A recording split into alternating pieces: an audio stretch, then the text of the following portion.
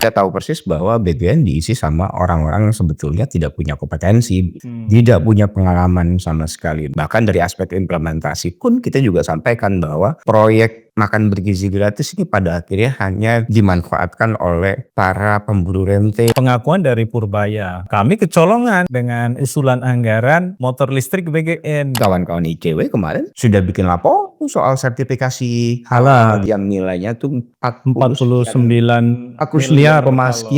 miliar gitu ya. Belum lagi soal penggunaan jasa event organizer. Saya mau bilang bahwa banyak sekali pengadaan di Badan Gizi Nasional itu sebetulnya tidak sejalan dengan program utamanya, peningkatan kualitas gizi. Kalau KPK hanya sebatas mengeluarkan kajian saja, kemudian tidak melakukan tindakan apa-apa represif dalam konteks pemberantasan korupsi, maka kejadian serupa akan terulang terus.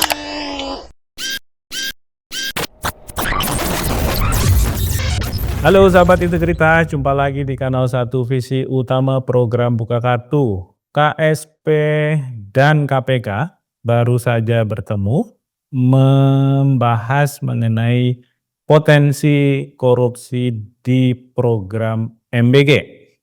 Nah, pertemuan itu bisa dikatakan merupakan tindak lanjut atas perintah Presiden Prabowo kepada KSP agar mencermati celah-celah korupsi di program MBG.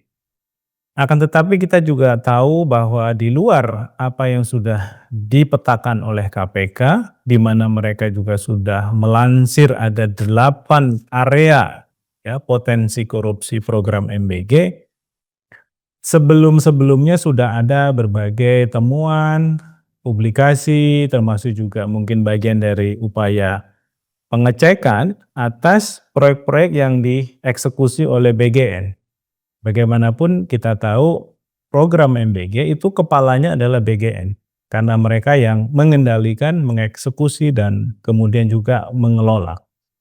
Nah, seberapa serius upaya ini akan dilakukan? Apakah kemudian juga akhirnya KSP misalnya atau KPK masuk kepada penelusuran lebih lanjut atas proyek-proyek yang disinyalir berbau amis di BGN, ya, termasuk kemarin pengadaan motor listrik, untuk menunjukkan adanya keseriusan ya atas upaya pemberantasan korupsi dan pencegahan korupsi yang katanya memang diperintah oleh Presiden Prabowo.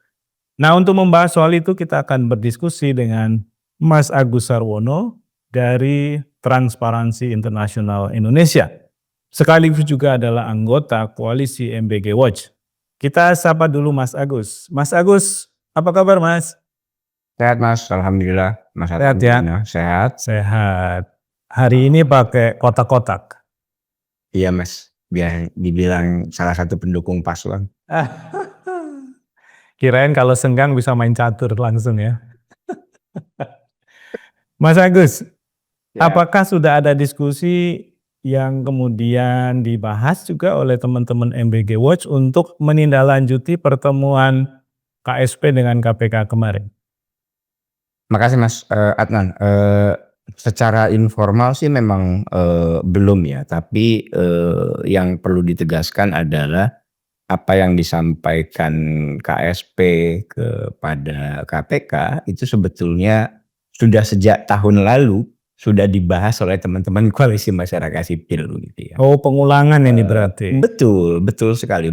Dan sebetulnya kalau mau melihat dari 8 aspek yang disusun oleh teman-teman KPK itu kan bungkusannya kan sebenarnya di dalam 3 poin utama begitu ya. Karena kan kita bilang di paling tidak dari Transparansi Internasional di Corruption Risk Assessment yang sudah kita rilis di Juni 2025 gitu ya. Kan ada 3 poin utama tuh di makan bergizi gratis tuh. Yang pertama adalah dari aspek regulasinya begitu. Keduanya adalah di soal institusinya dan juga ketiganya ada di implementasinya begitu. Nah, berangkat dari regulasi program atau MBG ini kan nyaris 10 bulan tanpa regulasi yang jelas. Jadi nggak ada dasar hukum yang memadai gitu ya. Betul, tidak ada dasar hukum yang memadai, tapi programnya tetap berjalan dengan alokasi anggarannya totalnya 71 triliun pada tahun 2025. Iya. Kan idealnya kan ada piloting dulu begitu ya. Iya. Cari yang paling sulit dijangkau, yang di tengah-tengah, yang mudah dan seterusnya dan seterusnya. Kalau di Kedua, desa, anggaran 30 juta tanpa dasar aturan, tapi dieksekusi, itu langsung jadi temuan, Mas itu Agus. temuan Mas, temuan dari biasanya kejaksaan tuh udah pasti ngotot tuh yang lihat Iya. begitu tuh. Betul nih, sementara di 71 triliun penerima manfaatnya banyak begitu. Itu nggak ada dasar hukum yang memadai sama sekali. Bahkan baru di Oktober tuh kalau tidak salah, Oktober atau November gitu. Itu perpres programnya kemudian keluar. Dari aspek institusi kita tahu persis bahwa BPN diisi sama orang-orang yang sebetulnya tidak punya kompetensi gitu ya. Tidak punya pengalaman sama sekali begitu. Bahkan dari aspek implementasi pun kita juga sampaikan bahwa proyek makan bergizi gratis ini pada akhirnya hanya dimanfaatkan oleh para pemburu rente dan seterusnya begitu. Modusnya juga banyak banget gitu ya. Bahkan kalau tidak salah kemarin KSP sampaikan di KPK ada potensi tuh jual beli dapur gitu ya. Dari itu juga sudah terpetakan sejak Sejak tahun lalu awal. sebetulnya. Iya. Gitu. Pertanyaan jadi begini, loh kok telat sekali gitu? Kenapa nggak sejak kemarin-kemarin ketika Koalisi Masyarakat Sipil kemudian merilis sejumlah temuan utamanya, kemudian direspon oleh negara begitu. Mas Agus, secara Ya. teknis yang disebut sebagai jual beli titik dapur itu bagaimana sih? Iya, paling kelihatan itu kan begini Mas, sekarang siapa yang menjamin SPPGA disuspend, kemudian dia bikin lagi dengan SPPG yang sama, dia register lagi gitu ya, dengan yayasan yang berbeda. Yayasan baru. Iya, siapa yang memberikan garansi kalau itu tidak akan ada jual beli? Satu itu. Kemudian keduanya, katakanlah saya punya yayasan. Saya mengajukan sebagai mitra di approval sama BGN. Yayasan saya ini mengelola 10 Dapur. tapi saya hanya punya kapasitas mengelola saat ini itu 5 dapur Atau 3. atau 3. 7 bisa saya jual. Itu dengan sangat mudah gitu. Karena lagi-lagi proses verifikasi itu tidak dilakukan secara terbuka. Kalau Ya. dari pemantauan di lapangan Mas Agus, apakah ada kisaran harga per titik dapur yang dijual secara ilegal tadi?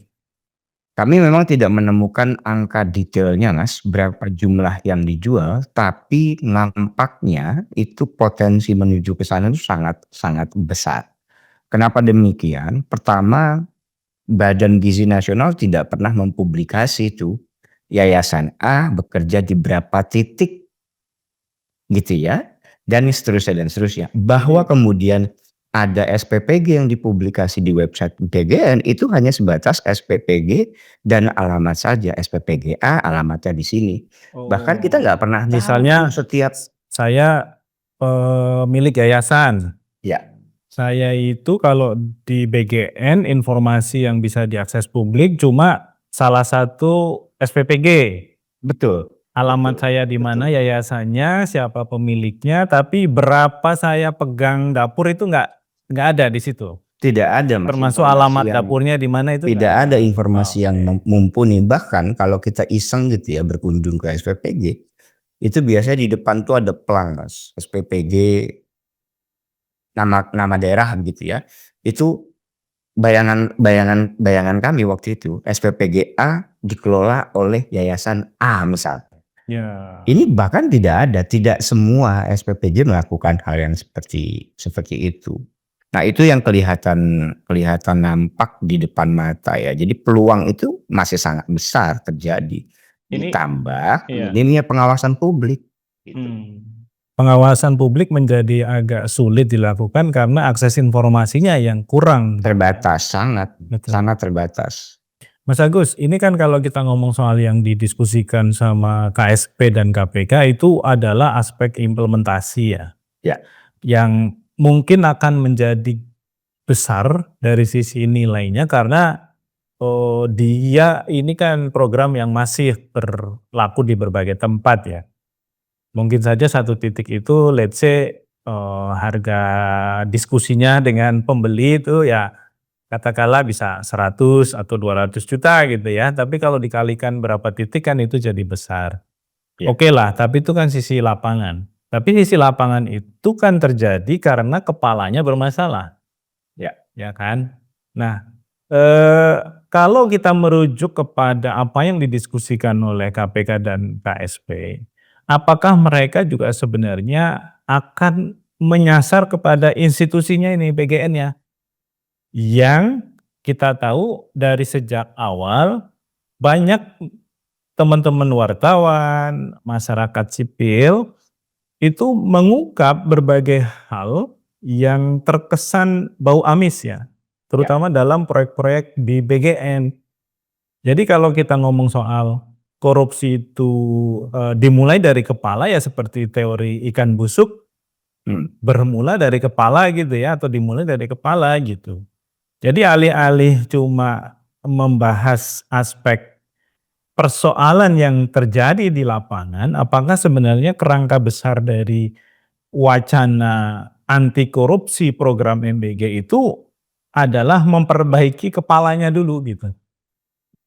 Betul Mas, makanya tadi di poin kedua saya adalah soal apa namanya, Kelembagaan institusionalnya ya. gitu atau kelembagaannya begitu. Nah, kami coba menelusuri begitu, sebetulnya ada nggak sih mitigasi risiko korupsi di Badan Gizi Nasional gitu ya. Kami belum menemukan dokumen yang bisa diakses sama publik begitu ya. Kalau tidak salah BGN itu baru membuat, apa namanya, rancangan pengendalian konflik kepentingan gitu ya. Baru Itu baru rancangan. sebatas rancangan nih, artinya belum ditetapkan. Kalau kita membaca dari aspek perpresnya, itu pun juga nggak sekuat yang ada dalam bayangan kita gitu. Jadi saya mau bilang bahwa temuan dari teman-teman, KPK itu memang sudah sepatutnya untuk dieksekusi di level tadi tuh, Penegakan hukum. badannya begitu ya. Ya. Di level badannya, di level lembaganya, di level pelembagaannya begitu. Badan Gizi Nasional itu kan nampak sangat sentralistik gitu ya. Dan sepertinya Perintah tak tersentuh gitu ya. betul, Meskipun betul sekali banyak Mas. banyak proyek-proyek yang dianggap bermasalah, tapi sepertinya ya bisnis as usual saja gitu. Betul, Dan betul Mas, yang betul. menarik kemarin pengakuan dari Purbaya bahwa kami kecolongan dengan usulan anggaran motor listrik BGN gitu. Iya, Nah iya, ini iya, kan multitafsir ya kecolongan ini, apakah karena memang dari sistem perencanaan dan pengajuan anggaran itu tak terdeteksi sehingga kemudian lolos, atau ada upaya-upaya lobby dari pihak-pihak tertentu yang akhirnya kemudian tanpa sepengetahuan Purbaya muncul lagi nomenklatur anggarannya gitu. Nah, kecenderungannya kan kalau sudah diupayakan sedemikian rupa untuk tetap masuk, itu ada udang di balik bakwannya Pak Mas Agus gitu ya. benar Mas, aku pikir tidak hanya di soal motor listrik ya, banyak sekali tuh apa namanya, pengadaan di BGN yang nilainya pun sangat fantastis gitu ya.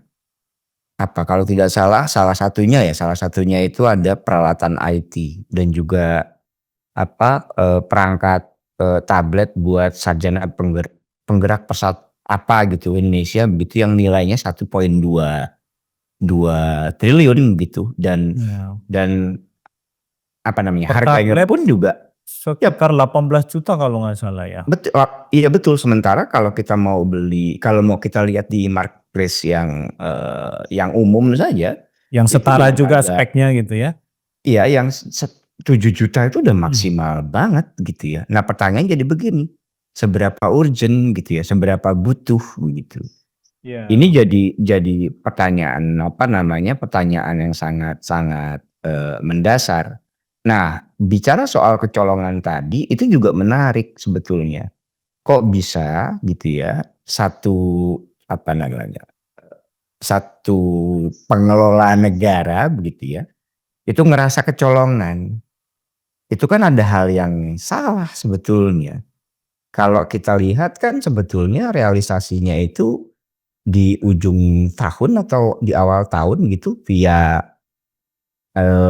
aku lupa tuh kalau nggak salah rekening penampung apa begitu, saya agak-agak lupa tuh prosesnya seperti apa dan itu kan lewat BABUN ya Mas kalau nggak salah ya, apa namanya, Badan Umum, Negara dan juga Bendahara atau apa begitu, saya agak lupa begitu. Nah, ini artinya kan ada hal yang keliru dari sisi, tata kelola di aspek, apa namanya, pengadaan barang dan jasanya gitu.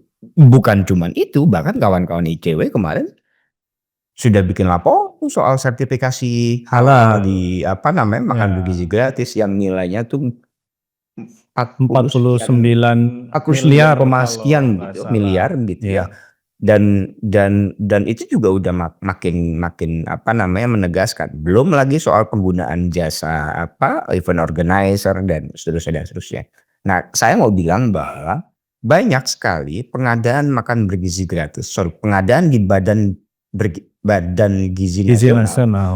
itu sebetulnya tidak sejalan dengan program utamanya. Program utamanya apa sih? Peningkatan kualitas gizi. Kan itu Iya. program utamanya. Harusnya dalam Gizi apa, yang menang tender kayaknya nilai.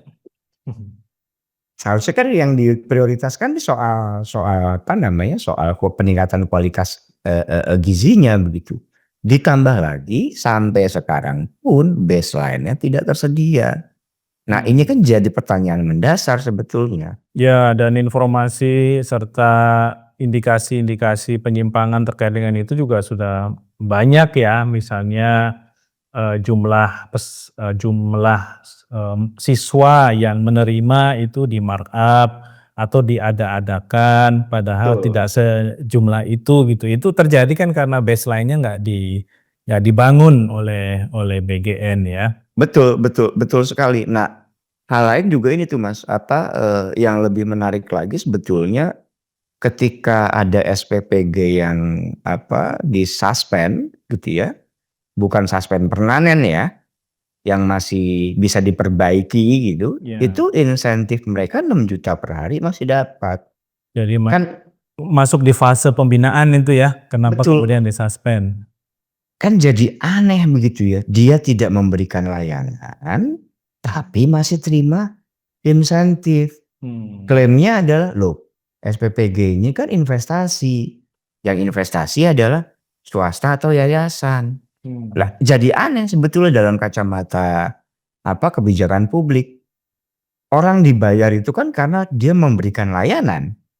Begitu Mas, Ya, sebetulnya. Ini betul. tidak memberikan layanan gitu ya, tapi masih diberi insentif. Kalau tidak salah itu kan ada sekitar 1000 sekian yang disuspend gitu ya, itu dikalikan saja Ya, kali 6 juta 6 per hari. juta per Artinya hari. 10 miliaran. Itu APBN menguap begitu saja. Ya. Oke, terakhir Mas Agus. Ini kan KPK masih berkutat ke soal-soal pencegahannya ya. Ngobrol dengan KSP bagaimana memetakan celah-celah korupsinya, bagaimana mendesain strategi pencegahannya gitu ya. Tapi kan lagi-lagi beberapa proyeknya sudah dieksekusi. Ya. Dan nilainya besar serta cukup tidak jelas gitu ya, basis pertanggungjawabannya, bahkan termasuk perencanaannya. Dan oleh karena itu kemudian banyak yang mengatakan ini ada indikasi korupsi yang kuat dalam proyek-proyek di BGN. Nah, mengapa KPK sepertinya enggan masuk ke aspek penegakan hukum, tapi berkutat di isu-isu pencegahan saja gitu ya, yang sampai hari ini kita dengar ya publikasi 8 sektor atau 8 area rawan korupsinya program MBG, ada pertemuan dengan KSP ya, mungkin nanti akan juga muncul usulan kebijakan soal pencegahan macam-macam gitu. Cuma kan esensi dari pemberantasan korupsi pada dasarnya adalah ketika ada api yang sudah besar, ya kan KPK juga harus memadamkan gitu, supaya api itu nggak menyebar kemana-mana.